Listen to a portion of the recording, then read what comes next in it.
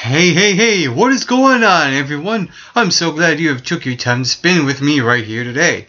I am your co-host of the MRB Wrestling Review Show, Mike McRock Wilson, and last night, TNA Impact Wrestling held a pay-per-view event called Lockdown. It was live in San Antonio, Texas, in front of a sold-out crowd.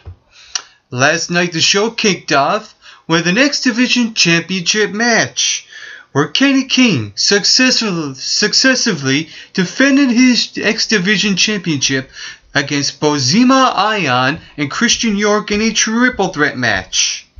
I do like that Kenny King, fresh off his victory over RVD to win the X Division Championship, that he retains the title.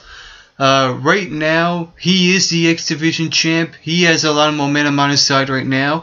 And let's keep it going for a few months to see how it all comes through with Kenny King. And Zema Ion, excellent X Division high flyer. But Christian York, I don't feel like he should be an X Division superstar. Yes, he is a great wrestler, but I think it should be around the mid-card, in between the mid-card and the high-card level. I think, in my opinion, Christian York deserves better than the X Division. Also last night, in a one-on-one competition, Joseph Park defeated the Sleaze, Joey Ryan, the one who brings Sleazy back.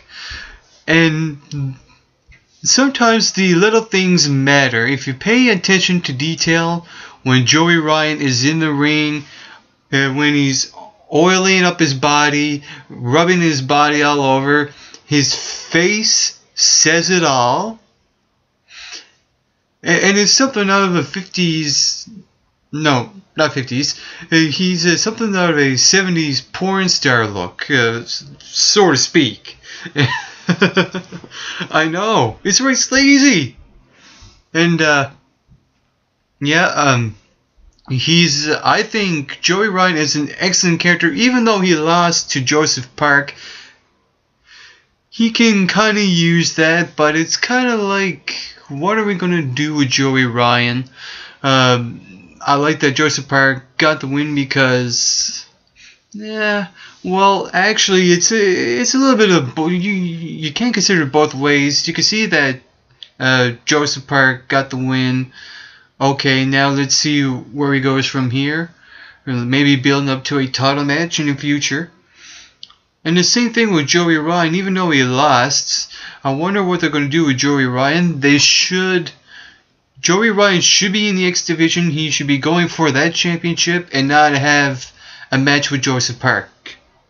In my opinion, I think that needs to happen for Joey Ryan. For the Knockouts Championship, Velvet Sky successfully defended her title against the #1 contender, Gail Kim.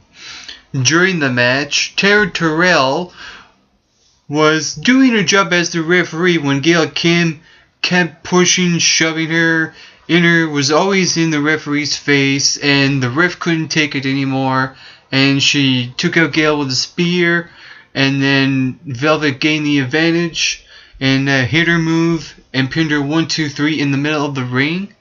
And now there seems like there's going to be a rivalry between Tara Terrell and Gail Kim. And I'm wondering, based on what happened in that ring, did that just devalue the Knockouts Championship over another rivalry? Or is this setting up for a triple threat match? We'll see in weeks to come for the Knockouts division.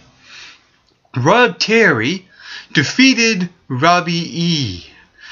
Need I say more for that rivalry? In a tag team triple threat tag team match for the TNA Tag Team Champions. Wow, there's a lot of T's in there.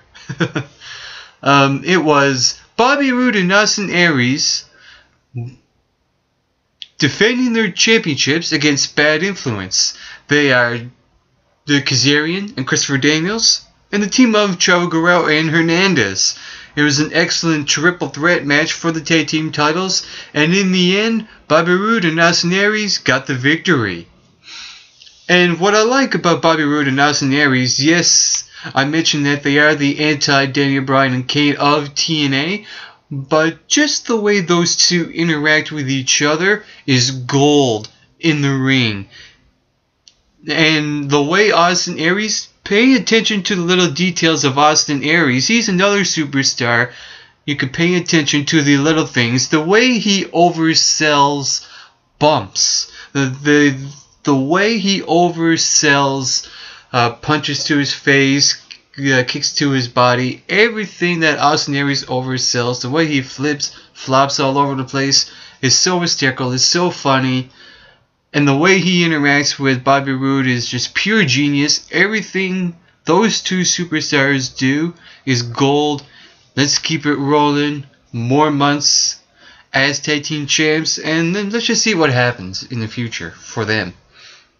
In a steel cage match, it was Wes Briscoe versus Kurt Angle. And the winner was Wes Briscoe. How did he win? Well, the VP came out, D'Lo Brown, and sort of cheated to pull the victory for his prospect. At first, Kurt Angle had the match won on two separate occasions when he had the angle lock applied, but the referee was down, and he was also out of the cage when the referee was trying to come to, but the ref did not see it.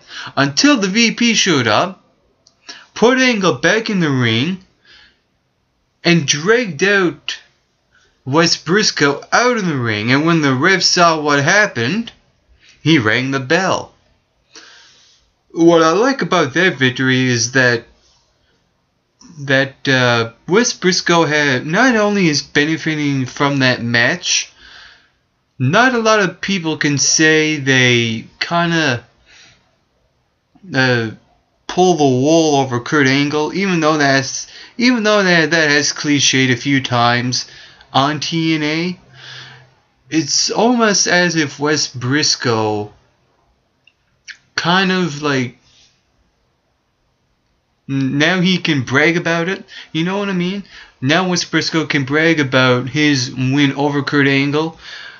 But what I also like is that even though it's not over, it may not be over between Kurt Angle and Briscoe, but also that Kurt Angle is also after the VP of Aces and Eights, D'Lo Brown, and I'm wondering how this is going to overlap with one feud over another feud.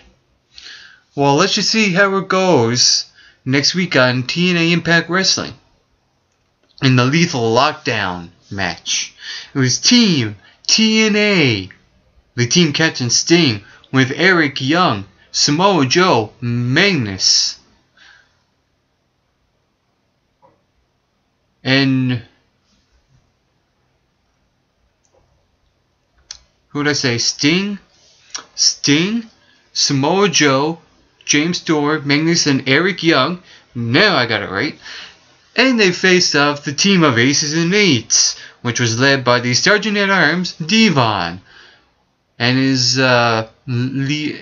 group, Doc, the DOC, Garrett Bischoff, Knox, and who was the other guy again? Mr. Anderson. Yes, that's right. I said it. Mr. Anderson. It was Mr. Anderson kicked off the show with Magnus.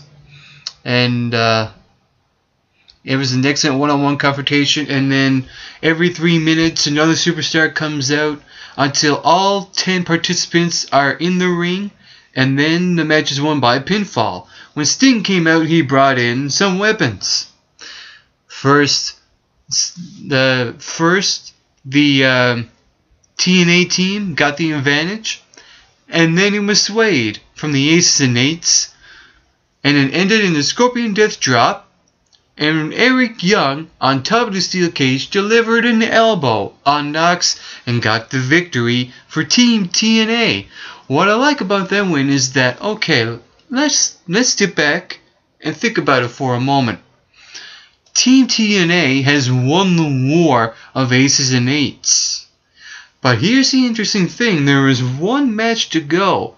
Yes, I like the way the matches were placed on the show, because if the World Heavyweight Championship match was placed first before the Lethal Lockdown match, that would be totally wrong, because there was a moment in that World Championship match where it sparked amazing magic and interest for weeks to come for TNA. And you'll see what I mean, because during the World Heavyweight Championship match, when Bully Ray faced Jeff Hardy,